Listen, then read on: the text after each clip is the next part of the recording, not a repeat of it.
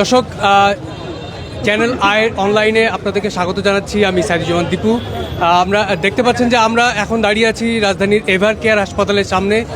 ঠিক এই হাসপাতালেই রয়েছেন, চিকিৎসা নিচ্ছেন বিএনপির চেয়ারপারসন বেগম খালেদা জিয়া, এবং একটু আগেই তার ব্যক্তিগত চিকিৎসক এবং বিএনপির নেতা ডক্টর এজেডএম জাহিদ হাসান তিনি জানিয়েছেন যে আজকে সন্ধ্যায় বা মধ্যরাতে বেগম খালেদা জিয়াকে চিকিৎসার জন্য লন্ডনে শিফট করা হবে। তো সেই সম্পর্কে আমাদের সিনিয়র সাংবাদিক যিনি আছেন তার কাছে আমরা একটু জানতে চাবো। আচ্ছা, একটি সুখবর, সেটি হচ্ছে যে তিনবারের প্রধানমন্ত্রী বেগম খালেদা জিয়া তিনি সুস্থ হয়ে উঠছেন বা চিকিৎসা সাড়া দিচ্ছেন বলে আমরা বুঝতে পেরেছি। কারণ যদিও সরাসরি এভাবে লাইনটি এভাবে বলেননি ডক্টর এমজেড জাহিদ হোসেন, তার ব্যক্তিগত চিকিৎসক দীর্ঘদিন ধরে চিকিৎসা করছেন।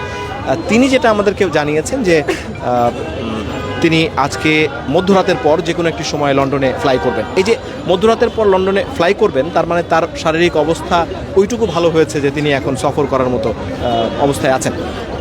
তিনি এও বলেছেন যে রয়্যাল কাতারের একটি এয়ার অ্যাম্বুলেন্সে করে তিনি যাবেন, এবং তার সঙ্গে কারা কারা সফর সঙ্গী হবেন সেই তালিকাটিও পুরোটা না বললেও কিন্তু তিনি বলেছেন যে তার ব্যক্তিগত চিকিৎসক হিসেবে তিনি এবং আরও দু একজন বিশেষজ্ঞ চিকিৎসক যারা ওনার চিকিৎসায় এখন দেখভাল করছেন, এর সঙ্গে তার পরিবারের কিছু সদস্য সফর সঙ্গী হবেন বলে তিনি আমাদের জানালেন। যদিও তেমন কোনো প্রশ্নের তিনি উত্তর দেননি, কিন্তু একটি প্রশ্ন উঠেছিল যে জোবাইদুর রহমানকে শুনতে পাওয়া যাচ্ছে যে তিনি লন্ডন থেকে দেশে ফিরবেন। তিনি ফিরলেও হয়তো তিনি আবার হয়তো ফিরবেন, সেই বিষয়টি উনি পরিষ্কার করেননি। তবে পরিবারের আরও সদস্যরা তার সঙ্গে হবে।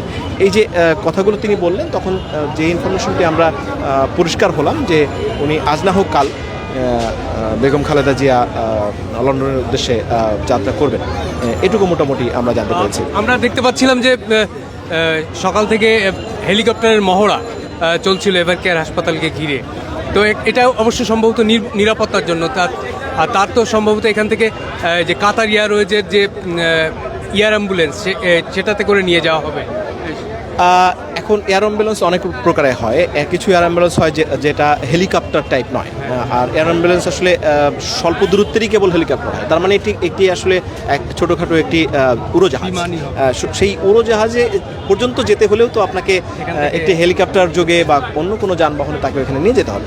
আমার ধারণা শুধু নিরাপত্তার জন্য নাও হতে পারে, কারণ আমরা এয়ারফোর্সের একটি হেলিকপ্টার দেখেছি যেটি মেডিকেল কোর টিমে ব্যবহার হয়।